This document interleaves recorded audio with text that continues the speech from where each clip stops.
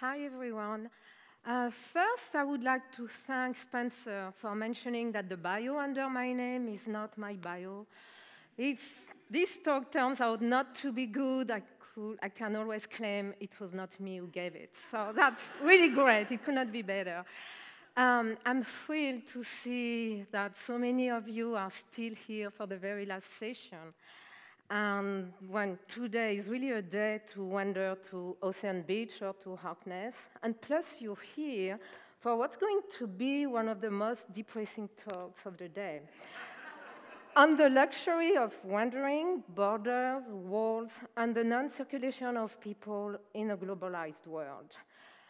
I show this photograph just to cheer you up, which is a photograph by Sara Prestiani. Sara is an Italian photographer who documents border reinforcement in Europe.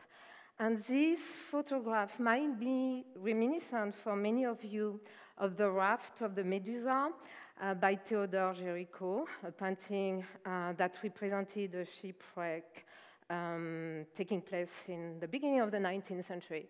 But actually, this is a photograph of a boat with people from Africa and from Libya that was arrested by the European immigration police when these people were trying to reach the island of Lampedusa, an Italian island. So I will start now by saying that in this talk, I'm going to take you on a very different type of journey than the others we have heard today. It will not be a journey of discovery, creativity, pleasure, or personal fulfillment, but rather an exploration of eviction, rejection, isolation, and confinement. We will explore a landscape of international borders made up of walls, barriers, wired fences, and camps that prevent the circulation and movement of people. These world borders oppose and defy the idea of wandering, particularly as they divide territories in which circulation of people have taken place for millennia. Contemporary globalization is usually understood to mean the free movement of people, goods, capital, and information that works to make our world more interconnected and provide networks that are easily accessible. At the same time, it has triggered the decline of nation-states and the rise of borderless and deterritorialized entities. It is important to ask then, who actually has the ability to move and how borderless the world has become? Today, 2/3 of the world's population needs to apply for a visa to travel internationally. Only 1/3 of the world's population is able to move across borders without applying for a visa. Most of you in this auditorium today do not need a visa to travel to most countries, but the citizens of those very same countries must have a visa to come to the United States or Europe, visas that they will never attain. As a French citizen, I can travel almost anywhere in the world. For instance, Haiti, once the wealthiest 18th century French colony due to its lucrative slave economy. I can go to Haiti to help, which actually might turn out to hurt. I could work for an NGO or other international organization on a mission of goodwill and interfere with Haitian public policies without even requesting a visa to get into the country or any authorization to do anything I take a fancy to, from building a school or a clinic or developing a business. In contrast, no Haitian citizen may leave Haiti, even for tourism, let alone wandering, without risking their life or, at the very least, living with the dangers of being undocumented in a foreign land. I believe that globalization can indeed be fairly characterized as, admittedly, the free movement of capital and goods. However, globalization also relies on the non-circulation of people and on the implementation of a hierarchy of spaces made up of areas easily accessible and those inaccessible to people of certain nationalities or social classes. Contemporary globalization is also characterized by an increase in borders created by nation-states. For example, there are more borders due to the creation of new states today, such as the creation of Southern Sudan in 2012, The resolution of land and maritime border conflicts has resulted in more borders, as in the case of Oman and the Arab Emirates. Several long-term border conflicts, such as those between Burkina Faso and Niger, have created still more borders. And borders have also been reinforced. The fall of the Berlin Wall in November 1989 did not put an end to the construction of border walls. At the end of the Cold War, there were 10 such walls in the world. Today, there are at least 55 walls, and more in the process of being built. In the coming years, the total length of the walls will more than double, increasing from 11,000 miles to 25,000 miles. I'm going to show you a certain number of maps.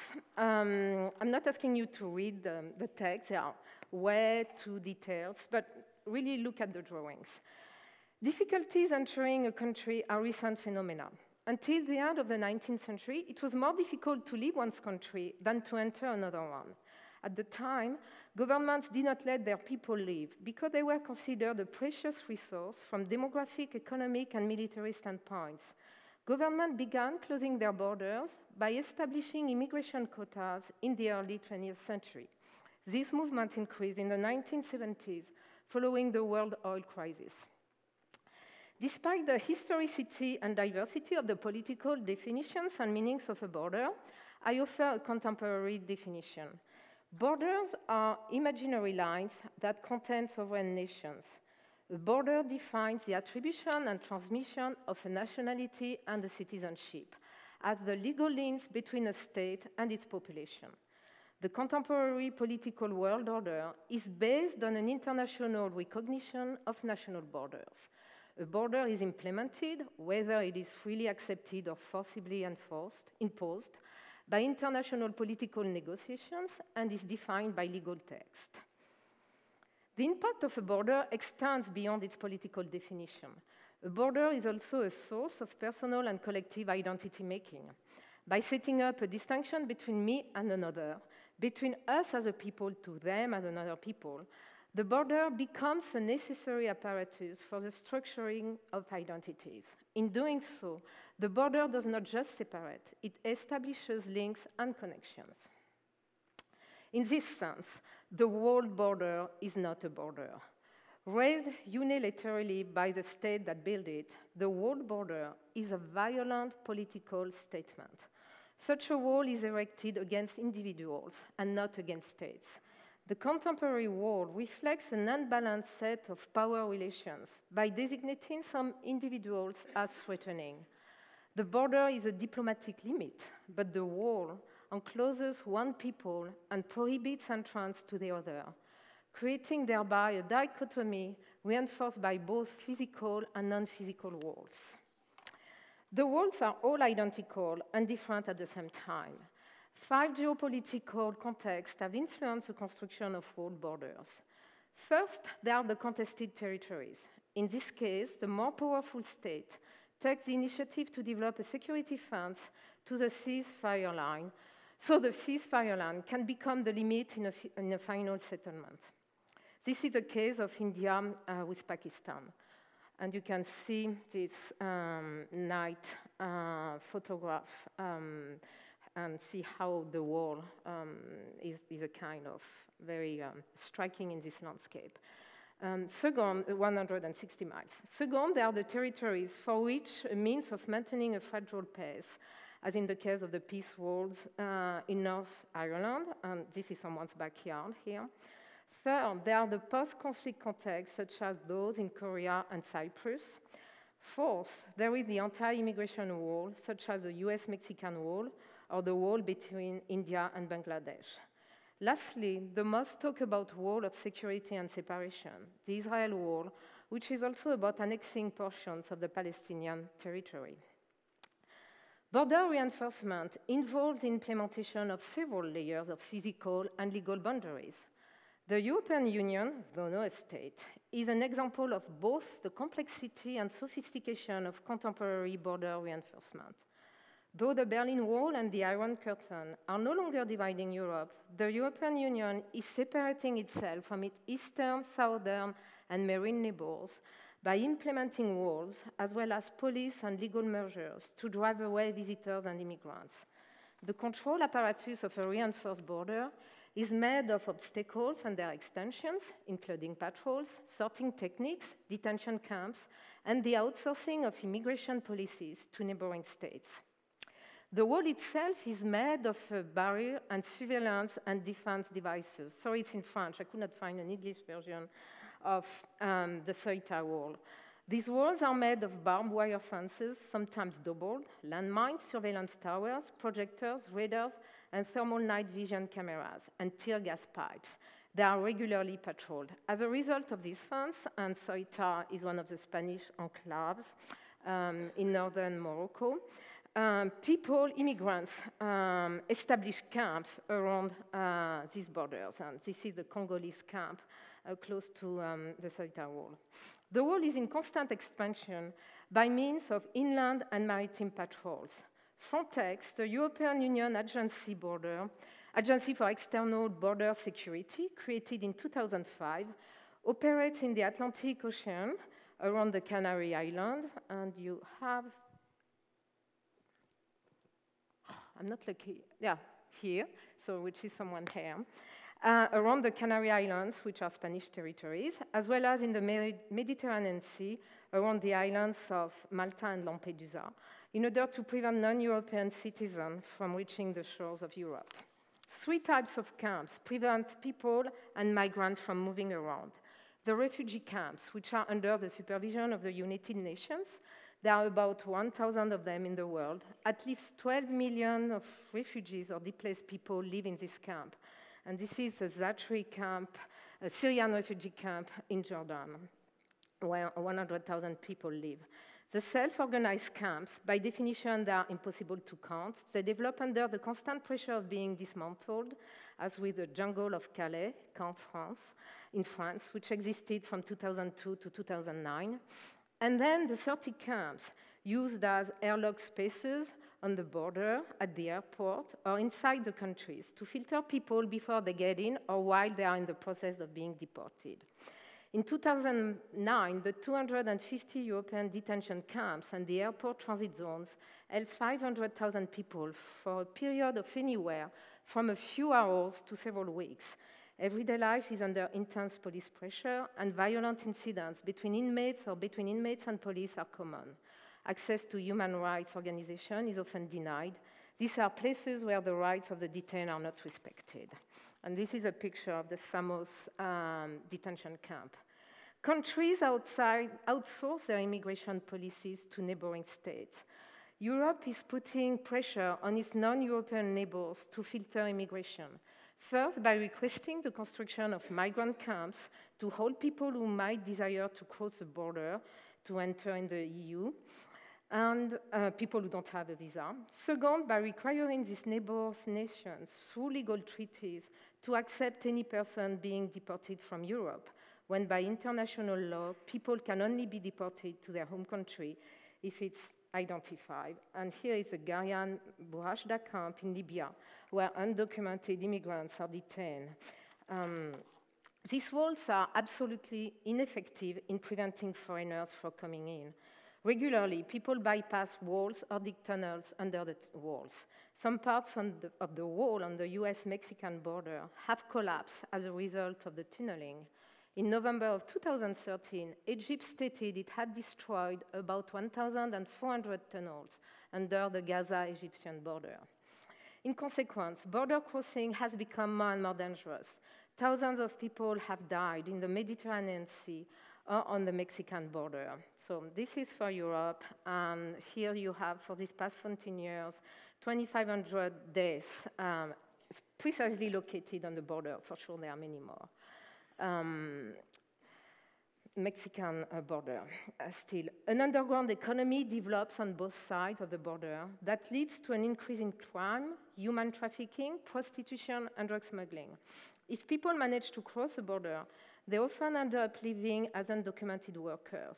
They live in great insecurity, which makes them more vulnerable to economic exploitation and unhealthy conditions. Many are stuck in their new residence instead of being able to go back and forth to their home country. On each side of the border, populations and societies are both walled in and excluded, as shown by the Israeli-occupied territories, Kashmir and Bangladesh.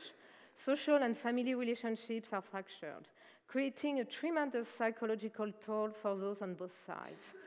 The other no longer bears the image of an enchanting, globalized world. She has become the suspicious person to be afraid of and to be rejected by the society that built the wall. The wall expresses powerlessness. In this sense, the wall betrays any diplomatic hopes and is the face of political failure. So what type of wandering is left in this context?